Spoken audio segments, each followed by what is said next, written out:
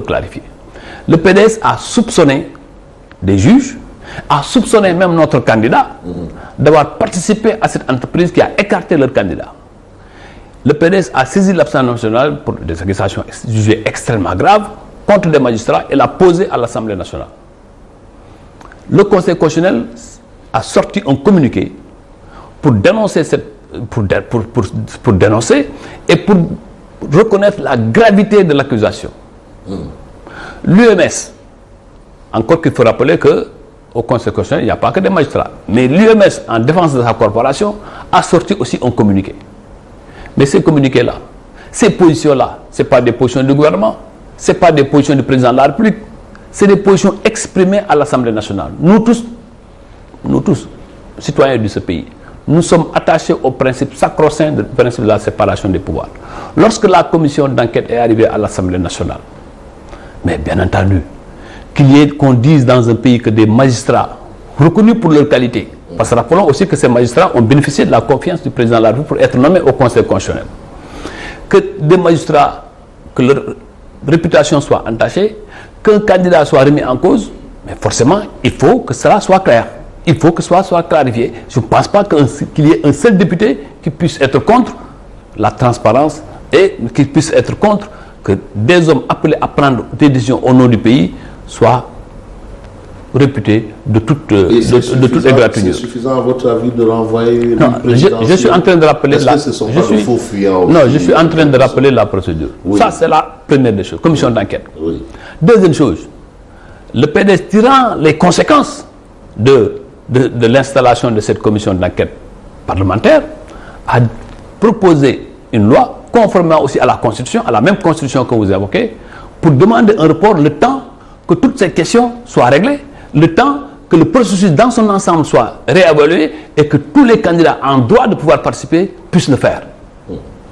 Mais en ce moment-là, et lorsque le PDS a transmis, l'Assemblée nationale, j'allais dire, a transmis la proposition de loi au chef de l'État, le chef de l'État avait 3 voix.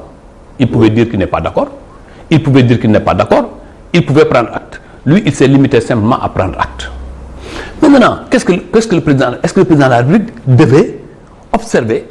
Lui, dans tous les cas, il n'est pas intéressé. Si c'est un intérêt individuel et personnel, dans tous les cas, il n'est pas intéressé. Qu'est-ce que devait faire le président? Est-ce qu'il devait regarder, observer une crise dont personne ne connaissait les conséquences et laisser le Sénégal aller droit vers le mur? Ou bien dire, je suspends et discutons de toutes les conditions pour arriver à une élection apaisée, inclusive. Mais là, je ne vois pas où est le problème. Je pense que il y a crise. Mais il y a difficulté entre deux pouvoirs. Le pouvoir, vous pouvez le qualifier comme vous voulez. Mais oui, attendez, je dis qu'il y a des difficultés entre le pouvoir législatif et le pouvoir judiciaire. Il y a des difficultés. Ces difficultés-là, tout le monde les a constatées. C'est d'abord tous les leaders de l'opposition dans leur unanimité qui l'ont reconnu et qui l'ont posé. Unanimité par rapport à quoi? Puisque aujourd'hui, il y a quand même une partie de l'opposition qui était prête à aller aux élections. Mais si vous dites une partie, il y a une autre partie qui aussi contestait et disait détenir des preuves irréfutables. Ces preuves-là, il faut les mettre sur la table. C'est l'opposition qui disait avoir des preuves. C'est le PDS notamment qui est un parti d'opposition qui disait avoir des preuves contre des magistrats. Ces preuves-là, il faut les sortir de la commission d'enquête tranchera. Oh, mais en attendant, c'est tout le pays dans sa globalité qui voyait voir la crise. La crise, elle est là. La difficulté, elle est là. Donc, forcément, Fabrice jongle entre crise et difficulté et crise. Finalement, on ne sait plus exactement de quoi il en est. Fabrice, il faut être précis quand même par rapport à... Fabrice, je dis encore une fois, chacun a une appréciation. Que vous l'appelez crise, que moi je l'appelle difficulté, en fait, c'est la même chose. Il ne faut pas aussi qu'on joue sur les mots. Oui, le plus important, les mots ont leur importance. Oui, mais il ne faut pas trop jouer sur ces questions-là aussi. Nous sommes devant l'avenir d'un pays. Oui. Et nous constatons des difficultés. Et ces difficultés-là, il faut faire face, quelle que soit l'appellation qu'on leur appelle, qu'on leur donne. Maintenant, est-ce qu'il y a lieu de dire en quoi le président de la République est mêlé dans cette affaire pour un intérêt personnel? Le président de la République s'est élevé au-dessus de toutes les corporations. Moi, je vous dis en toute franchise, moi, membre de la coalition Benno Bokk Yakaar, en tout cas, moi, je suis disposé à aller aux élections. Le président n'a pas regardé ma position, il n'a pas regardé la position d'un autre. Il a regardé l'intérêt du Sénégal. Est-ce qu'il faut aujourd'hui, dans ces conditions, aller à des élections qui auront des difficultés, qui vont encore aggraver la cassure qui existe entre les Sénégalais, ou que tous les Sénégalais se rassemblent, discutent des voies et moyens, sans compromettre le principe de la séparation des pouvoirs, parce que les affaires pendant devant la justice doivent être tranchées par la justice. Oui. Et elles ne peuvent être tranchées que par la justice. Mais la commission d'enquête parlementaire dont vous parlez, elle va servir à quoi?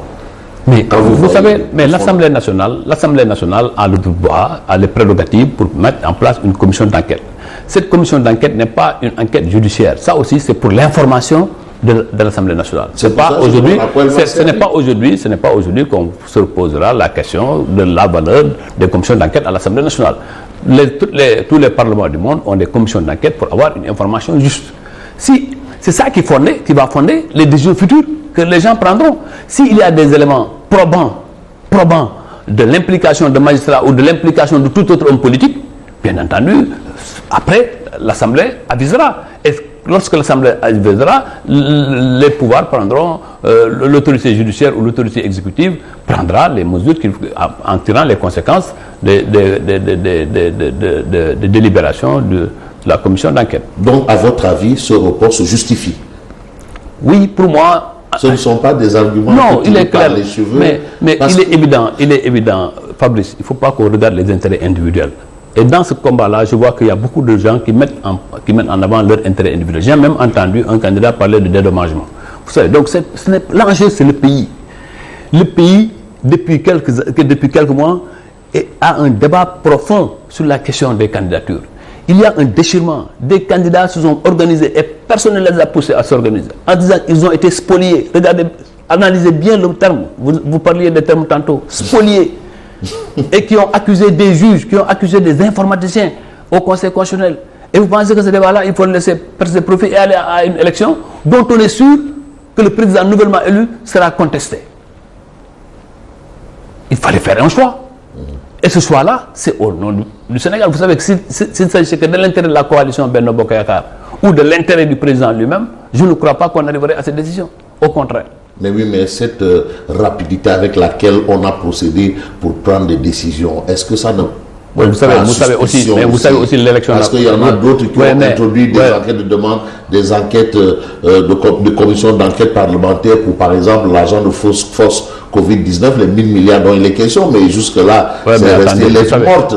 Mais pour une question de candidats spoliés, une question de double nationalité, on fait ça fast-track. Il ne faut pas aussi tomber dans le piège des activistes. Non, je pose juste une question. L'activisme, c'est pas mon métier.